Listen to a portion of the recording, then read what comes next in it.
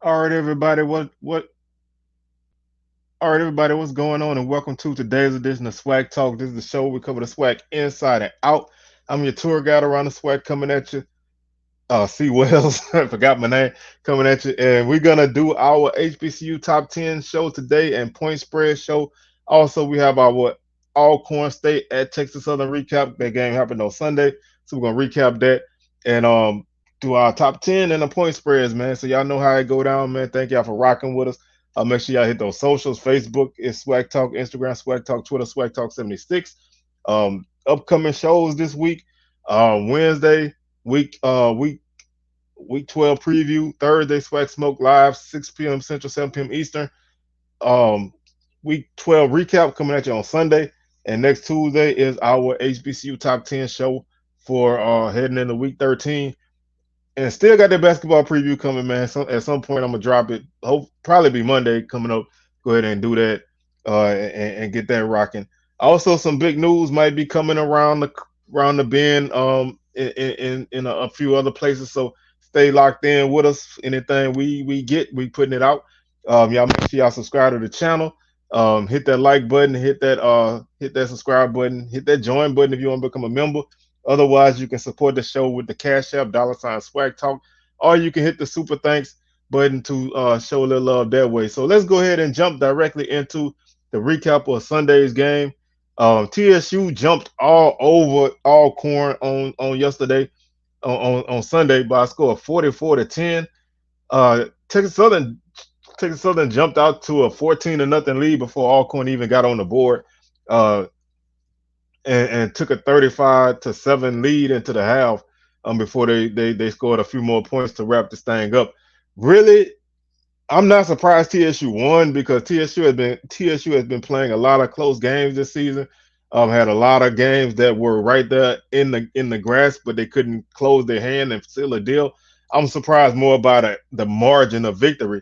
Now, whether Alcorn came in too high off of putting almost the same score on Southern the week before, and they just got caught. TSU finally put together that game that they could have put together, because we've been saying on the show that this team has talent. This team is not lacking for talent. They came out and did what they had to do. They opened up the scoring. TSU did with a 67-yard pass from Jace Wilson to Trenton Leary. Made the score 7-0.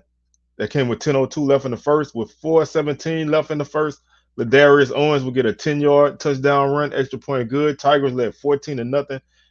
With 52 seconds left in the first quarter, Jarvion Howard ran a 7-yard touchdown for Alcorn, extra point good, 14-7. With 13:28 left in the second quarter, King Blanton, 15-yard pass from Trenton Leary, extra point good, 21-7. Ja'Cory Howard will get the Tigers on the board again with a 4-yard touchdown run with 5:42 left in the second quarter, 28-7. And then with 3:07 left in the first half, Darius Owens will run a 20-yard touchdown, extra point good, 35-7. That would be the halftime score. With 26 seconds left in the third quarter, Gustavo Romero kicked a 24-yard field goal, put the Tigers up 38-7. With 13:09 left in the game, Noah Kiani will get a 22-yard field goal to put the Braves on the board at 38-10. And then with 7:12 left in the game, Ladarius Owens will bust off a 62-yard touchdown run, extra point good, 44-10. Tigers win. Put a damper on Alcorn's West Division hopes. They need some help now. They need Prairie View to lose on Saturday, and they need to win on Saturday. If Alcorn loses and Prairie View loses, and I'm not even getting into the fact that Grambling still has an outside shot now. But this game was huge for Alcorn to take a good hold on the West Division, but now it's in flux again for the second straight year. It's going to come down to the pretty much the last.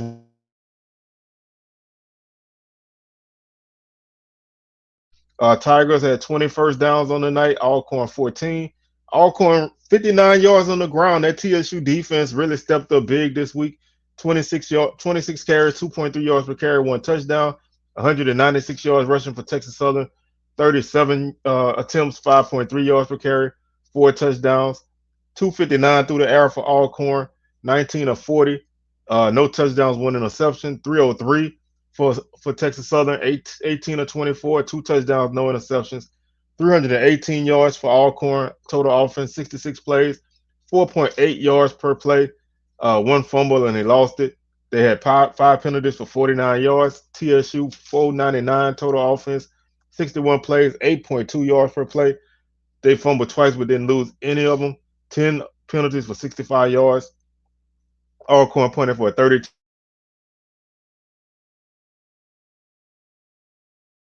average, so punting average was pretty even. 30 minutes and 30-second time possession for Alcorn, 29-24 for TSU. Alcorn 5 of 16 on third down, TSU 5 of 14. Alcorn 1 for 1 on fourth down, TSU 0 for 1. Alcorn 2 of 3 in the red zone, Texas Southern 5 of 5. Alcorn 3 sacks, TSU 1. 1 for 1 on extra points for TSU. For Alcorn, TSU 5 of 6. 1 for 2 on field goals for Alcorn. TSU 1 for 1. Alcorn was led individually by Aaron Allen, 19 of 40, 259 yards, no touchdowns, one interception, one sack. Jace Wilson, 17 of 23, 288 yards, one touchdown, no interceptions, three sacks. Trenton Leary, 1 for 1 for 15 yards and a touchdown. Howard led Alcorn with 15 carries for 41 yards and one touchdown. Nico Duffy, 6 for 12. Ladarius Owens, 24 carries, 211 yards, three touchdowns, average 8.8 yards per carry.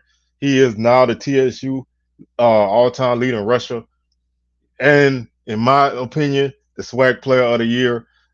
This guy's had a great season. I know he plays for a team that doesn't have a great record, but he has had an outstanding season. Well over 1,000 yards. Really solid in the return game. He is an all around guy. He's a guy who can really make some things happen. So he had over 230 yards of total offense on the night. So all purpose yardage. So he's a guy who can definitely make some things happen. Tavares Adams led Alcorn with two catches for 63 yards. Akeem McNair 2 for 46. Montario Hunt 1 for 38. Howard 6 for 33. Malik Rogers 4 for 24. Leary led TSU with six catches for 137 yards and one touchdown. Davis 3 for 58. Blanton 3 for 44 and a touchdown. Johnson 1 for 31.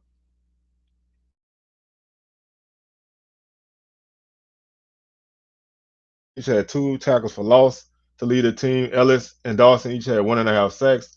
Ellis had a forced fumble. No interceptions for Alcorn. TSU was led by Josiah Hardman with 11 tackles. Jacob Williams had 9. Uh, Javius Williams had two tackles for loss. Sacks, Jacob Williams, and Bogarty each had a half a sack apiece. Interception went to Ja'Cory Benjamin. He returned it 43 yards. So, like I said, this was a big win for TSU. They've been knocking on the door in that avenue of getting that win, but they couldn't knock the door in. This time they did it. Big win for the Tigers. Alcorn, tough loss. They have to win on Saturday, and they need a Prairie View loss on Saturday to win the division. If both teams win, Prairie View goes. If both teams lose, Prairie View goes. Depending on what Grambling does in the Bayou Classic. So there's still a lot of pieces to be moved in the West Division, and it wouldn't, but it will. I've been saying that since the beginning of the season, and they had to prove me right. So we'll see who makes it out of the Wild Wild West. They have to go to Tallahassee to take on a very tough Rattler team. Um, so we'll see. We'll see. But that's that game, and that wraps up week 12. Um, excuse me, that wraps up week 11. And we'll now jump into our top 10 heading into week 12. We have a new number one team on the rankings. The Florida A&M Rattlers. They jumped from number two to number one. They beat Lincoln on Saturday 28 to nothing.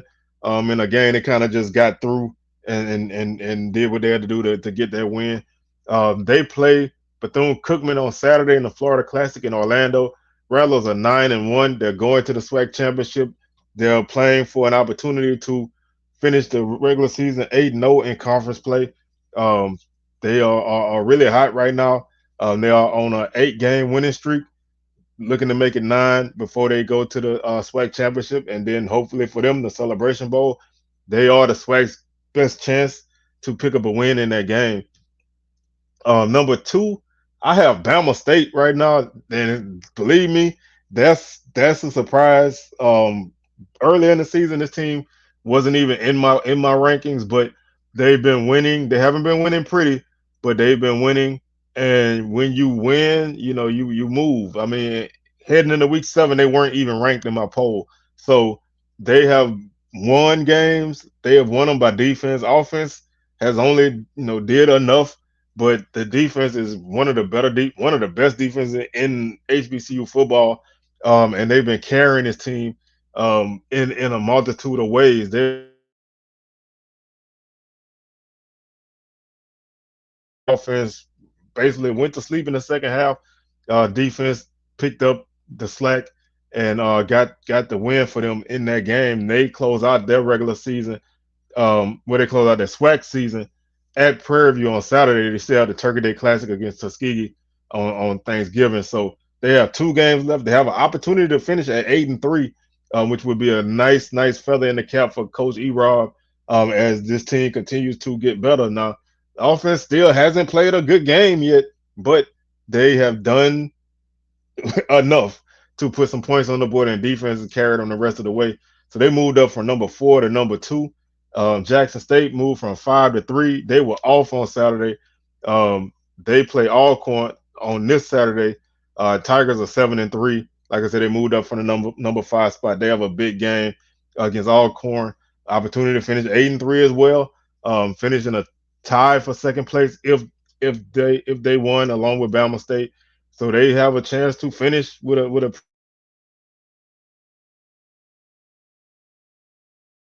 football all season, but they've won the games they needed to win, and they find themselves with a really good record at the end. Now, this Alcorn game is huge for Alcorn because they have to win this game to get to the SWAC championship. But the Tigers have an opportunity to spoil that and get them a nice win. So they are a number 3 team. I can hear an argument for them to be number 2. Um, I just couldn't really jump a team that won. I couldn't jump them over a team that won.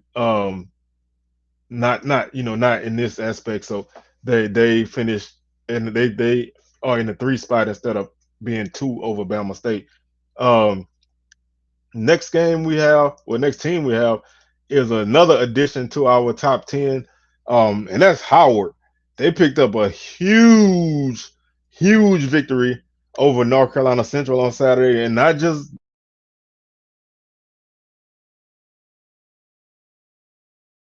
sitting in first place in the conference, but the margin of victory in this game. When I say they got their lick back from last season, which was another 50+ point game that Central put on them, they got their lick back. They beat Central 50-20, and now they are tied for first place with Central and Morgan. The Bison are sitting in a good spot. They win on Saturday. They go to the Celebration Bowl. Uh, this team was really good early in the season. They kind of dropped. They kind of dropped. They actually dropped out of my top 10 um, on last week. They kind of were in and out. Um, they had a pretty strong to put together a solid MEAC season, got the win they needed against the team that beat them last year, and now they are in the driver's seat for the conference. Um, we'll see if they can seal the deal against a tough Morgan team, but they are sitting in a good spot. And if you're a Bison fan, you have to feel good about where you are right now. My number five team is my former number one. That's North Carolina Central. They are 8-2. They obviously lost to Howard, which losing to an unranked team is a big drop. But they still have hopes of making the Celebration Bowl. All is not lost. If they win and Morgan beats Howard, then they go because they had a tiebreaker over Morgan. So they have an opportunity to make some things happen. Um, or they'll be a playoff team because they still have a good chance at making the playoffs with a solid resume out of conference. But the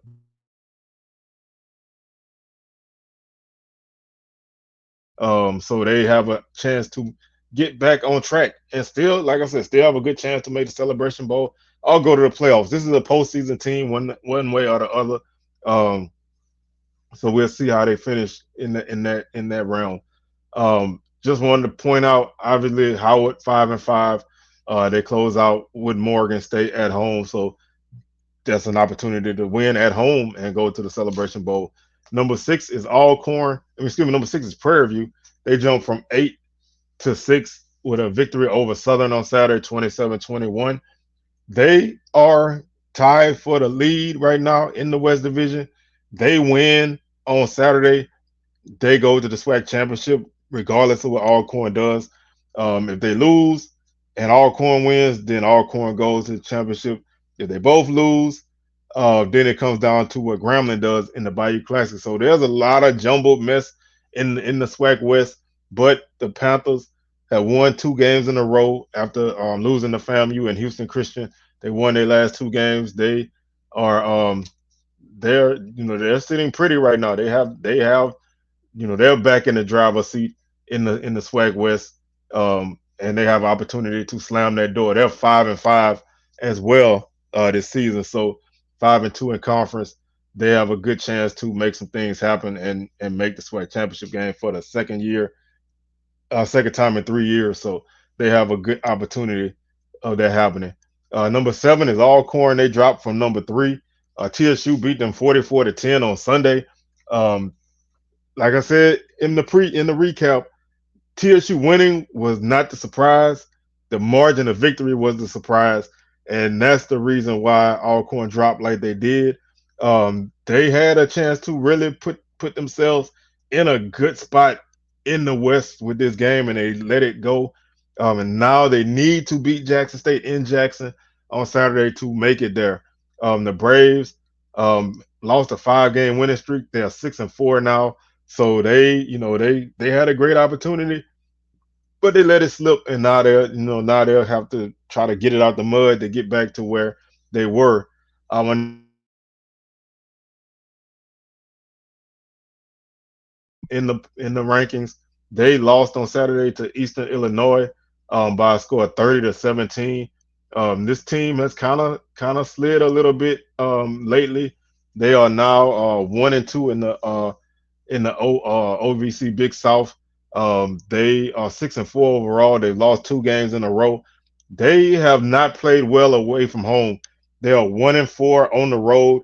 They're 4-0 at home, but they're 1-4 on the road. So they find themselves in a pretty tough spot. They do have a neutral site win over Pine Bluff, but they just have not played well away from home, and that's been the one thing that really hurt them. They close out their regular season on Saturday at home against Tennessee Tech. Tennessee Tech is 0-3 in the conference and 3-7 overall, so they are a team that this Tennessee State team should beat. They still have some hopes for a playoff spot, so we'll see. A win can help them get in the playoffs. A loss obviously would probably seal a deal, and they definitely need this win, especially with that victory over Lincoln. So Usually six D1 wins get you consideration, but that Lincoln win doesn't help. So they definitely need to beat a team that's lower than them in the standings and a team with a losing record. So they need to, win this game and snap that losing streak. But right now they are my number 8 team, and they slid down from number 6. Uh, Another team entering the top 10 is Morgan State. They go from unranked to number 9. The Bears are 4-5. Now, keep in mind, tragedy that happened on that campus during their homecoming. So you really can't punish them that much for that. Um, that's out of their control. So they're 4-5. They can finish 5-5 with a win over Howard. Um, they don't have a lot of great hopes to make the Celebration Bowl. They would need Central to lose their game to Delaware State and beat Howard for them to make it, but they can finish in a tie for first, which is definitely a good thing for them. Their defense continues to be strong.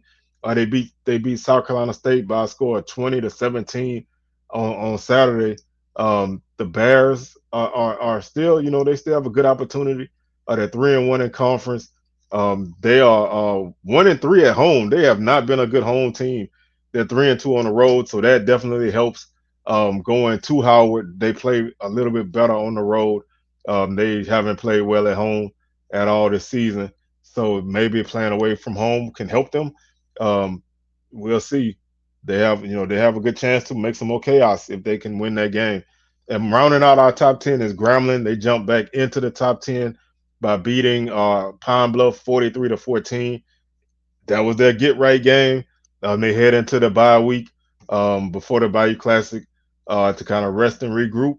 The Tigers are sitting at 5-5, and they're um, they're 4-3. Right now they're tied with Southern in the West Division. Um, they need some chaos to get to the SWAC championship game, but it can happen if they beat Southern and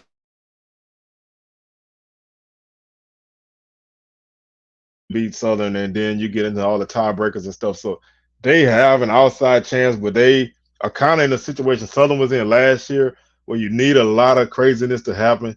It happened last year; it can happen this year. But Grambling, they were a team who were pretty good in my top 10 for a while. They slid out, and now they're back in at number 10, and they're sitting at 500. So they round out the top 10.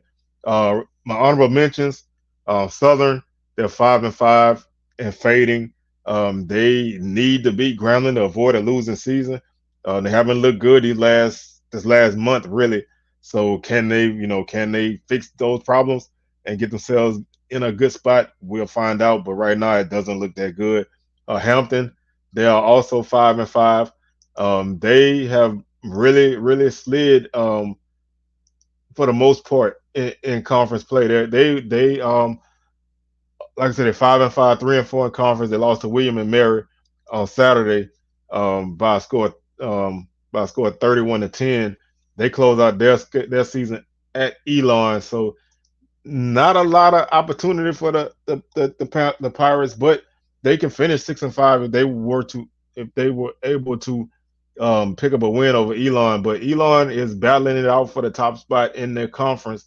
They're 5-2 in conference, 5-5 overall, and they're 3-1 at home. So that's a opportunity for Hampton to try to steal a win and get themselves back into the rankings. Rounding out my honorable mentions are South Carolina State. They are 4-6. The Bulldogs lost a tough game this past weekend to Morgan at home. Um, they had an opportunity to put themselves in a position to finish with a winning record, but now they are 4-6. Best they can do is 5-6. They played Norfolk State on the road Saturday, so they need this win to send Coach Pugh out with a win and finish at 5-6. So they definitely need that win. Alabama A&M is another honorable mention team. They are 4-6 as well. They are on a 3-game slide. They have really, really, really looked bad since losing the Magic City Classic. They lost to FAMU in a tough fashion, and then they got absolutely ran over by Bethune-Cookman. And now they're 2-5 in conference, and they're actually basically behind Bethune-Cookman in conference play because Bethune-Cookman beat them. Um, Bulldogs have, they've been another inconsistent team. Offensively, some weeks they look great, some weeks they don't. You just never know what you're going to get from this team, and that's tough. And that's why they're sitting here at 4-6. They close out Wood Valley, so they definitely need to win that game on Thursday to go out at least on a positive note. And a team that I put them here because I wanted to get them recognition for winning a game in this manner, and that's Bethune-Cookman. They're 3-7 and 2-5 in conference, but they ran absolutely roughshod over Alabama A&M on Saturday, over 400 yards on the ground. This was a team that averaged 97 yards per game coming into this game.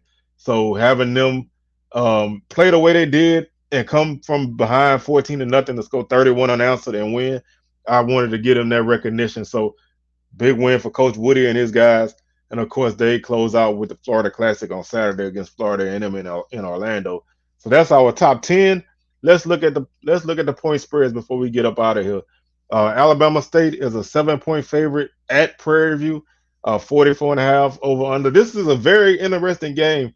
Prairie View's been playing pretty solid. The last couple of weeks, they can run the ball. They haven't ran the ball like they ran it last year, but they still have a solid running offense. The passing attack has been better this season. They definitely love the deep ball. Defensively, they played a solid second half against Southern, really held them down, but they are susceptible to big plays. Bama State defense obviously is great. They don't give up a lot in any form or fashion. Offensively, they're still opportunistic. They haven't really had that great offensive game. So this is a big game, honestly, for both teams because Bama State wins this game, they find themselves sitting at 6-2 in conference play, which is a solid second place finish. And for a team to come in like they were, you can't beat that. So this is a big game for them. Prairie View needs this win. They win this game, they go to the SWAC championship. It's cut and dry. It don't matter what nobody else do. They win this game, they go to SWAC championship. So they are in the same position they were in last year. They let it slip at Valley. This year they're at home.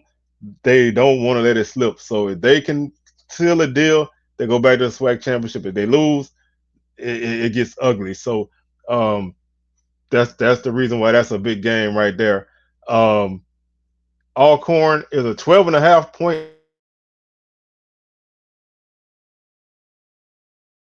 over under. I feel like this is reactionary to Sunday's matchup. I think Jackson State probably going to win this game. I mean, these Alcorn just did not look good in that game against Texas Southern. Is that an indicator of the team for the finish out the season, or was that just one of those games where you get ambushed and you come up short? I don't know, but I think that 12.5 point margin, it may be a little high. I would say a touchdown, even coming off of Saturday's game. I still think these two teams are a little bit more even.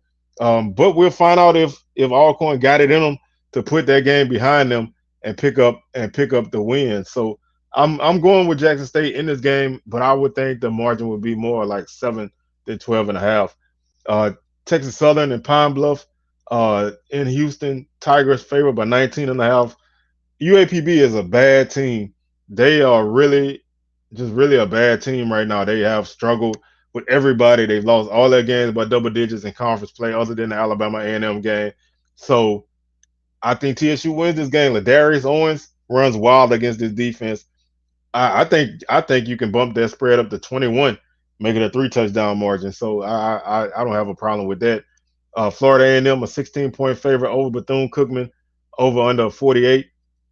This is going to be another rattler game. It's going to be tight early, and they win it late. But Bethune-Cookman is fired up. Their defense has been pretty solid. They had an offensive surge last week. Walter Simmons, 3 touchdowns on the ground from the quarterback position. Over three guys with over 100 yards rushing. I don't know if they can do that against FAMU, but if they can play with some emotion and make the game ugly, you never know where this game would turn out. It's a rivalry game. You never know what's going to happen. But I think the Rattlers win this game comfortably. It's going, comfortably late. It's not going to be comfortable early, but they'll win it comfortably late. 16 is not a bad spread in that game. This is a Thursday game, and that's Alabama A&M and Valley. Bulldogs favored by 17, over under 49. I'm not sure. I'm not sure where Alabama A&M is. I know Valley doesn't really have a lot of offense, so the Bulldogs should be able to win this game going away. They need a win in the worst way to close out their regular season. They definitely need to find a way to win a game somewhere, because right now they're treading on thin ice.